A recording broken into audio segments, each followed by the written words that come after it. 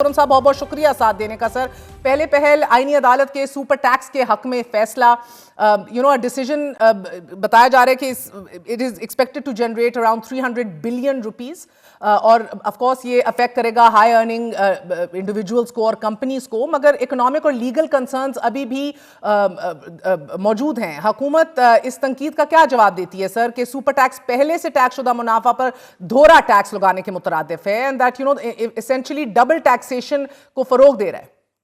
जी बहुत शुक्रिया। पहले तो आपने जो लीगल स्टैंडिंग की बात की है, देखें कोर्ट ने ये फैसला दिया है और अगर कोर्ट जो है हाईएस्ट कोर्ट अगर ये कह रही है कि ये लीगली जो है वो एक्चुअली लीगल है और ये सॉवरेन फेडरल गवर्नमेंट की जो सॉवरेन पावर्स होती हैं टैक्स करने की, ये उस जुमरे में आता है और टोटली लीगल और फाइनेंस एक्ट के थ्रू हुआ है, तो वो स्टैब्लिश दोबारा से हो गई। ये चीज पहले हाई कोर्ट में था, फिर वहां से जो है उससे ऊपर कोर्ट में आया।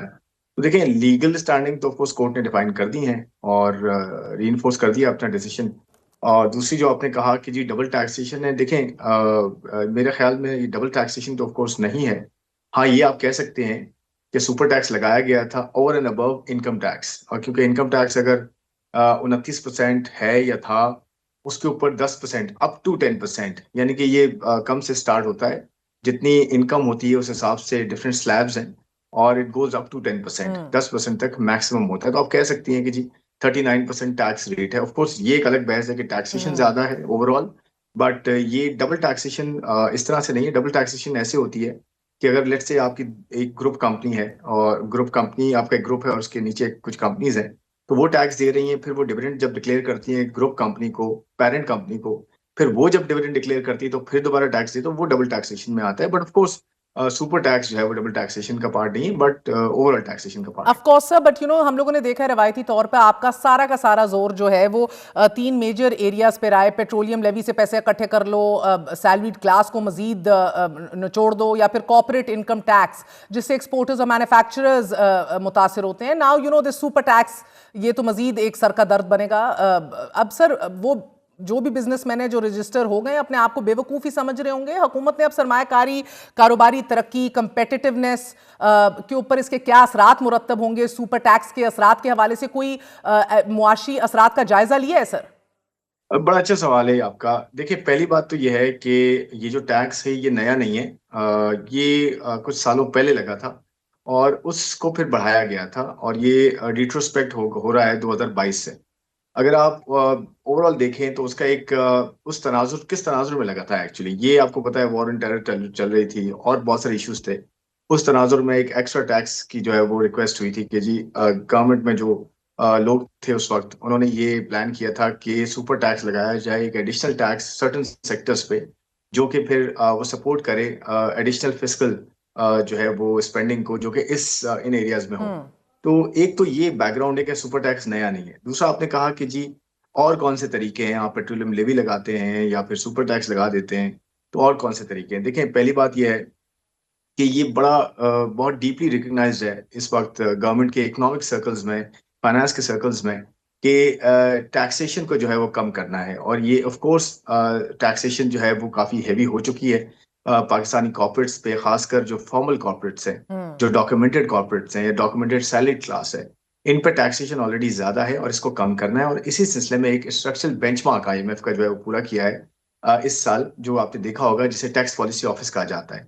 टैक्स पॉलिसी ऑफिस का काम ही यही है कि वो वैल्यू बेस्ड अब टैक्सेशन की तरफ जा रहे हैं, कि जहां पे जैसे कि फॉर्मल सेक्टर है या सैलरी क्लास है या वो सेक्टर्स जो कि टैक्स नेट में नहीं है, उन पे टैक्सेशन किस तरह से वो भी बड़ी रीजनेबल, फेयर और इक्विटेबल टैक्सेशन हो, ताकि हर कोई टैक्स दे, कम टैक्सेशन हो और इजी टैक्सेशन हो। ये तीन बड़े जो है ना वो ये कह लें कि जी प्रिंसिपल्स हैं, जिसकी बेसिस पे टैक्स पॉलिसी ऑफिस जो है इस वक्त काम करना शुरू हो गया, फुली फंक्शनल हो गया है।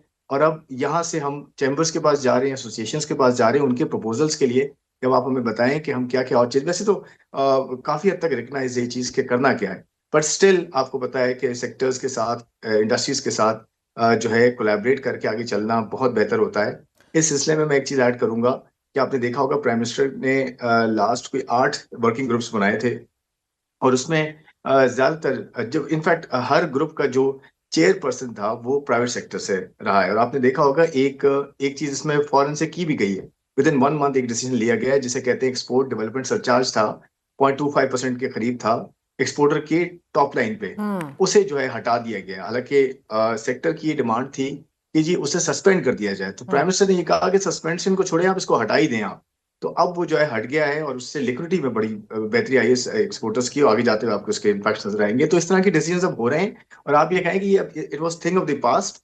जब आगे हम जा रहे हैं तो आगे हमारी ये रियलाइजेशन बहुत स्ट्रांग है कि हमने टैक्सेशन को कैसे कम करना है, और खुरम, फॉर्मल ये तो सेक्टर पे सही है, खासतौर पे मगर द कम करना है, फैक्ट ताकि रिमेन्स कि इस तरह के सुपर टैक्सेस आपकी इन्वेस्टमेंट, बिजनेस ग्रोथ और कंपेटिटिवनेस को बड़े मंफी तौर पे अफेक्ट करते हैं। और मुल्क का मसला ये है सर कि हमारे यहाँ जिधर 2.5-3% ग्रोथ रही है, उधर ही आप देख रहे हैं कि भारत की और बांग्लादेश की ऑन एवरेज 7% ग्रोथ रही है। So we are already plagued sir, एक बड़ा सुस्त रवि का शिकार है हमारी तरक्की है। पावर एलीट का जो कब्जा है इस मुल्क के ऊपर, ट्रेडिशनली जो पैसा नहीं देते सर, देना ही नहीं है, रियल एस्टेट हो गए, जागीरदार हो गए, जमींदार हो गए। आज जब आईएमएफ का आपके ऊपर सिवियर प्रेशर है फिस्कल डेफिसिट को कंट्रोल करने के लिए भी, इंटरेस्ट रेट्स में भी आप कमी से फिस्कल डेफिसिट की तो बॉटम लाइन मीट कर लेंगे, लेकिन प्राइमरी डेफिसिट तो प्रॉब्लमैटिक रहेगा ना सर, टारगेट्स के हवाले से। तो आई वांट टू नो कि ट्रांसपेरेंसी और फेयरनेस को यकीनी बनाना आप लोगों के लिए कितना जरूरी है। चंद इंडस्ट्रीज और कैटेगरीज को एग्जेम्प्ट कर दिया गया है, जो म्यूचुअल फंड्स एंड अदर्स, जबकि दीगर को नहीं किया गया। देखिए, आपको याद होगा जब ये सुपर टैक्स लगा था तो उसमें कुछ सेक्टर्स थे, उनकी लिस्ट थी, कोई 12-15 सेक्टर्स थे। तो उन पे सुपर टैक्स जो है वो इंक्रीज किया गया था, 5% से 10% कर दिया गया था। तो आई थिंक वही कैटेगरी, वही लिस्ट है जिस हिसाब से सुपर टैक्स लग रहा है।